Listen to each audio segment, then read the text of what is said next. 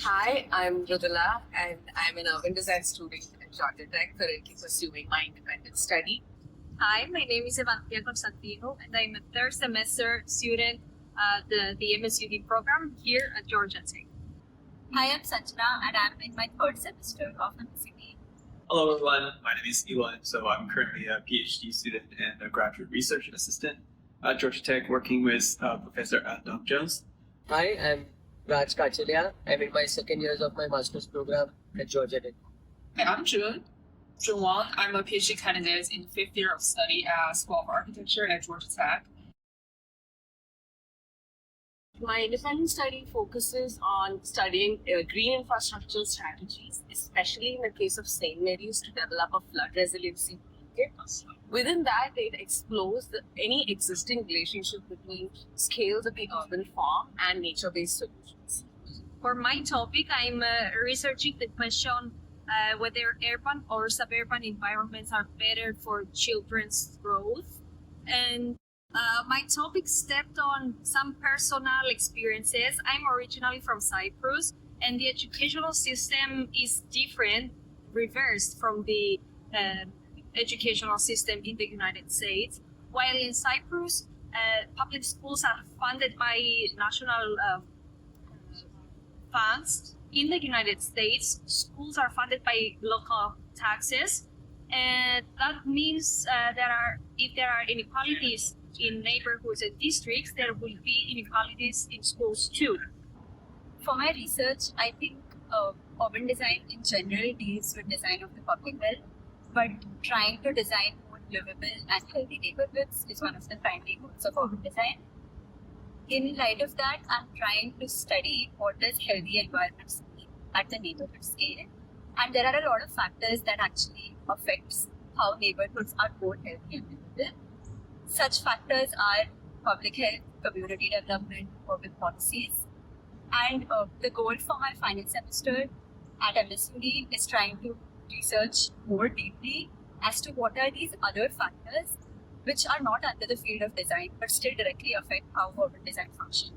My independent study when I was doing MSUD is a little bit different because when I joined MSUD, I was an exchange student. I was already doing a planning degree in China. So I got the scholarship between my home university and Georgia Tech, which brings me to Tech for another degree in MSUD. So my initial motivation of this independent study is basically to extend or expand my existing research from a master dissertation, which is on the topic of the street vending regulation. So I was initially looking at the regulation in China, but as soon as I went to the States, I realized there's a vast difference, and I think it would be interesting to have a sort of international comparison between street vending regulation in China and also other Asian countries versus that in the U.S. because I realized that the physical space, that the urban design aspect of the environment that we live in actually have a huge impact on how we perceive street vending as an element of our everyday life. Also triggers different responses from the policymakers' side to regulate this aspect of urban space. So the initial motivation is basically to expand that. I think thanks to the resources that MSUD can offer, and also I enjoy a lot of the interdisciplinary environment at Tech. So I got support from Ellen and also instructors from other courses that really try to address this issue from different interdisciplinary perspectives, not just the physicality of the space, but also from the regulatory side, how planners, how urban designers, how architects look at the issue. So it really, I think, expands my horizon from looking at urban issues not only as an outcome, but also to look at from a more fundamental perspective, how did it happen, how our space, how human and environment interact to shape the everyday experience that we live, especially with street vending, because I think street vendors are a critical part of our life in many countries, not just in China. and New York City is actually a very organic part of street life there. So that's how I landed on this topic and developed my independent study. So for my independent study, I am investigating how zoning policies have shaped different neighborhoods in Atlanta. While we may think cities have been shaped by its culture, climate, or geography, in US, physical character of this city is defined by zoning policies. My dissertation topic is about use autonomous vehicle mobilities to help retrofit those urban neighborhoods and communities, so we could have a car-free or car light and provide more accessibilities to residents in the suburban area. The way that I'm approaching my study is by looking at various examples and case studies across the world of green infrastructure strategies and seeing if that can be applicable to the case of St. Mary's in particular. For my research topic, I started by reading articles, research papers, in order to understand what factors, people, and decisions affect children's outcomes and behaviors.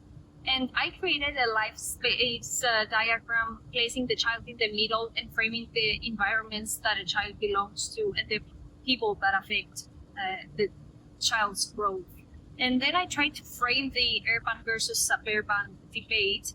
And I went through the historical background in order to understand how from the white flight we went to the aging of suburbs and eventually and to the current situation in the form of the segregation and the inequalities that are presented in the urban versus suburban environments.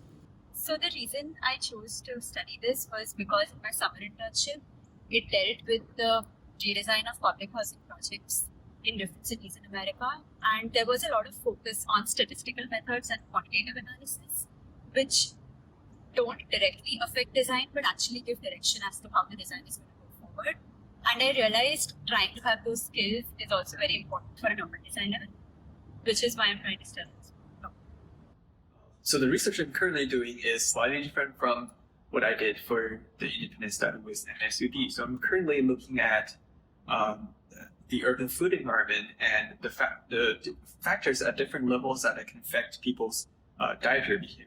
So food is essential to the health and well-being of human life. So there's a term called obesogenic environment, which refers to certain attributes of our current urban food environment that might be conducive to the adverse health outcomes of the population. For example, obesity, diabetes, and obviously in that part, our physical environment, our built environment play a vital role in ensuring, for example, the access, the environmental exposure, and many other factors, and housing also one of them. How we access to affordable, healthy, and also acceptable food that we enjoy, we put in our plate every day. Although the topic is different from what I did with the independent study, but I think a lot of methods and I think courses that I take, especially those elective courses that I take at MSU, really benefited this exploration a lot from many perspectives. For example, methodology. So I took a lot of methodology classes when I was in MSUD. Through those elective courses that really equipped me with, for example, statistical skills, the GIS skills that I need to do all the analysis, and also the topic itself is actually from an elective course called the Built Environment Public Health I took when I was in MSUD in 2018. So in general, although there are different topics, I still think they center around the central question of how does our built environment affect human life and affect how we behave as a social being or an individual being. And they look at different aspects. So like street vending look at informal urbanism, but the urban food environment look at the health perspective. But still, I think that urban design can make a lot of impact on all of those issues, all of those, and change a lot of factors that affect our health. So in my independent study, I am analyzing 5 different housing neighborhoods in Atlanta.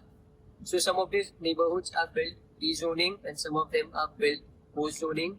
And I want to compare and analyze how both of like the neighborhoods that were built rezoning and post-zoning, how are they different from each other? Study, I had Michael Gamble as my advisor and Drew LeBlanc as the campus secretary advisor.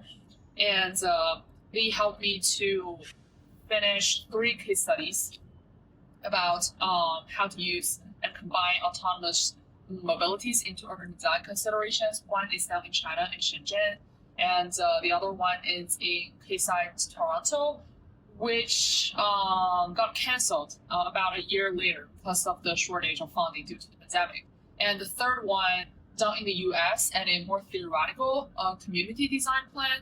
So all of these 3 plans of we call them smart cities, but they all share a very strong intention to combine autonomous mobilities and autonomous vehicles, especially used for public transit purposes, as a main method to help the sustainability and accessibility improvement inside of their smart city plans. Given that climate change is the need of the hour, I feel like my project could have a real life impact on St. Mary's. And my hope would be that the city or any other stakeholder could pick and choose from the various strategies I've looked at and actually implement it on site. My independent study is an optimistic attempt to make our neighborhoods or every neighborhood equal for children to grow in. I think all my insights from this research can directly help influence my career if I choose to work at the intersection of planning and urban design, and also see how policy fits into urban design. So I'm currently a 5th year PhD student. So I think after graduation, I would like to continue to pursue my current research, and also by moving forward, I think because I think urban design addresses different aspects of human life. So certainly I don't want to dwell on just one single topic, but actually to expand, I think, the breadth of my research into different aspects. But more importantly, I think in my future career, my objective is really to create knowledge that can be transferable and it can be informative to practitioners in the field of urban design and architecture, maybe, to really help them make the change that is necessary to make our cities a better place, make our cities improve people's health, improve their well-being, and ensure that cities are equitable, is accessible by everyone. So that's not an easy task. So I mean, there are a lot of gaps that are trying to fill.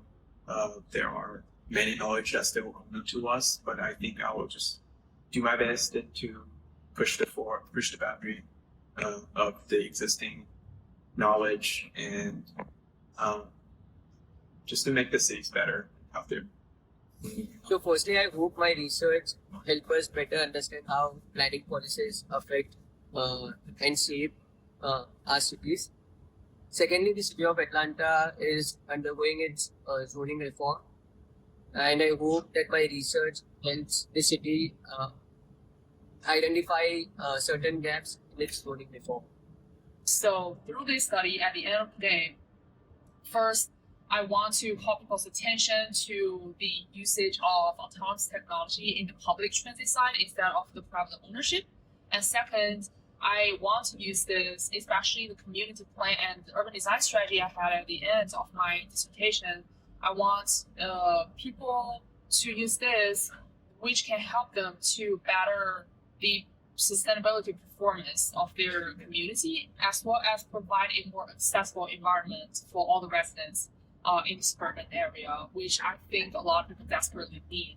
A lot of the suburban area in the US, not like a lot of people think like, it's people with higher income who live in the suburb, but that's not the truth. The poverty expansion in the suburban area has been seen for many years, and a lot of residents living in the far suburb, they don't even own a car, and it's really hard and dangerous for them to get to the public transit stops because there's no sidewalks, and it's always a main guardrail they have to walk on their own.